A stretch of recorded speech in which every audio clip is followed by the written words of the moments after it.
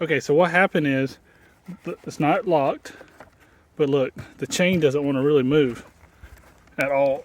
So I think there's a blockage. Always pay attention to the equipment. I was pulling the trigger. I noticed the chain was still moving, but it was really struggling. So it's like something's up. So I'm going to take all this apart, make sure we're good. Maybe go ahead and refill the gas, refill the bar oil. Just double check everything and make sure, like, why is this thing locking up? So let's take this off and we'll see what's going on. Okay, let's take this thing apart and see what's going on here. Oh, it's hot. As it should be. It's already been running for about 20-30 minutes. Woohoo! Might have to put the gloves back on. I don't like working in gloves. Get in the way, but oh, that makes sense. I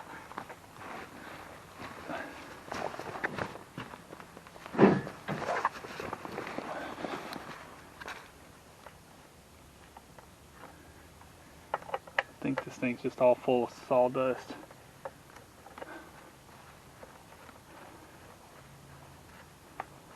When you're using a chainsaw, from my experience, and if you guys have watched my other videos, you know I'm not experienced with a chainsaw at all. This is the first year of actually owning a chainsaw and doing anything with a chainsaw, so I don't really know what I'm doing. But what I've found is it's a lot easier to use a chainsaw. Just cleaning this out. It's a lot easier to use a chainsaw when the blade is sharp, keeping your bar oil all tapped off, everything just working in really good working order. Like when I bought this chainsaw and I was using it for the first time, oh my gosh, talk about a dream. I mean, it just worked. It was so nice. I mean, it still works just perfect now. Ow, what is hot. It works perfect now. So this is I'm not saying that this is a bad chainsaw. I'm actually really enjoying this chainsaw.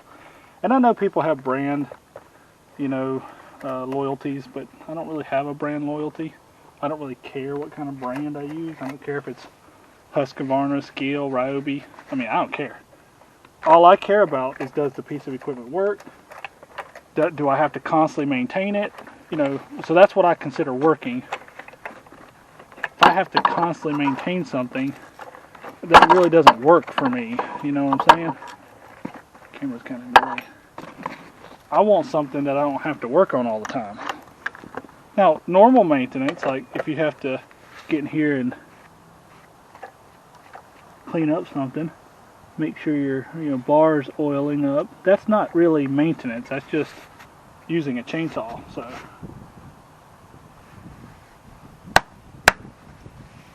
I think I'm going to go ahead and I think I'll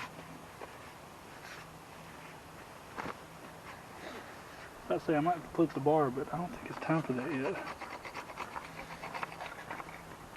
Just going to clean off all this grease of the bar.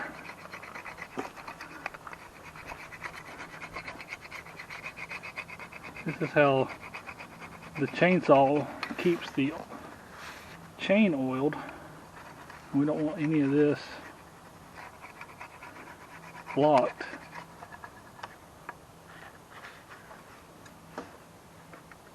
Boy, is that not blocked. Both of them on each side. Somebody's probably like, don't do that. I don't care. Nature's tools. Little stick. I don't know if this little stick's gonna be strong enough though.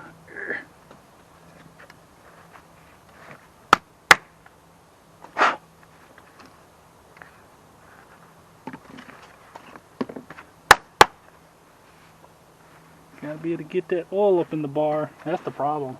Looks like it's been clogged up for a little longer than it should have been. Not good. Not good at all.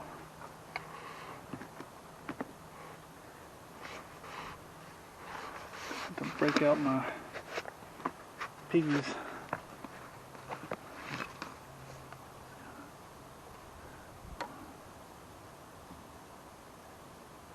It's a very technical tool here. Free though. Broke though, didn't last long. Guess you get what you pay for.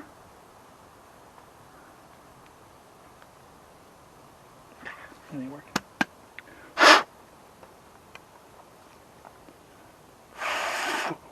Hey, that worked. Use your mouth. Alright, I think that's good. I think that was the problem. I think the bar oil was clogged. Bar oil hole was clogged. So what happens is, see this part right here? There's a bar oil. So you mix gas and oil for your powering the motor. But then there's another bar oil that you put in that sits down here, and it comes out right here. So as the chain, as the lawnmower, as the chainsaw's running, oil comes out of this part right here, goes into that little hole, and then gets up and under the bar, up and under the chain right here. And as the chain rides across there, it keeps the chain oiled. So as your chain's running across your bar, it keeps it oiled. And what was happening, it looks like this was stopped up, so the chain really wasn't getting the oil that it needs. So let's put all this back together. I love it when chains get all kinked up.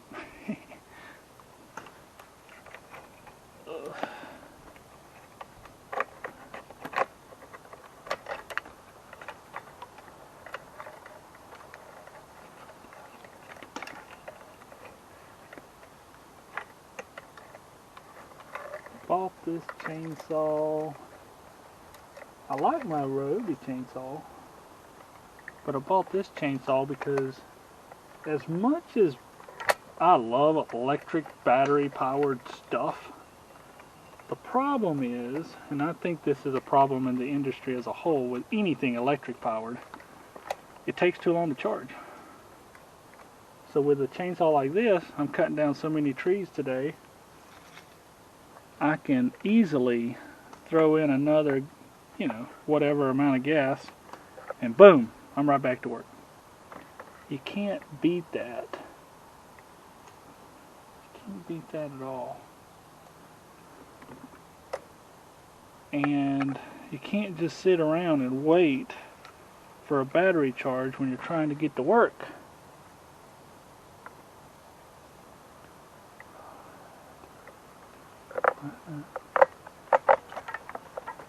What I was messing with here is the chain tightening. So let's get these nuts back on here.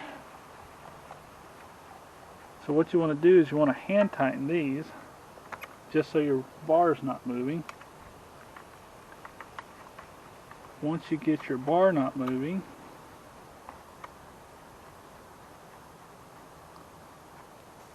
now these are just hand tightened, so this can still slide back and forth. Now this little screw moves this screw changes this screw, and there's a little piece that sticks in a hole, and it can actually push this bar out or pull it in. So if we turn it to the right, notice the bar tightening up. Notice the chain tightening up. The bar's sliding that way, the chain's tightening up, and that's about it. Just enough to where, see? Look how nice that is. Probably do it a little tighter.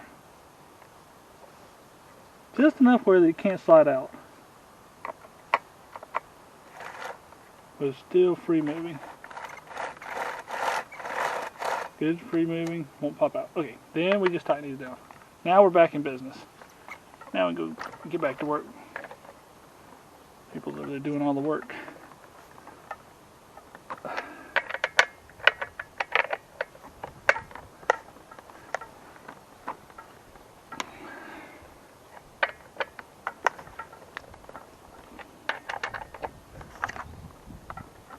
You want to tighten these down, but you don't want to bobby tighten them. I tighten things down where they never come back off. But these are going to come off constantly because you're going to sharpen your blades, you got to take it off, you got to flip your bar and all kind of good stuff like that. So that's a temporary tighten. Okay.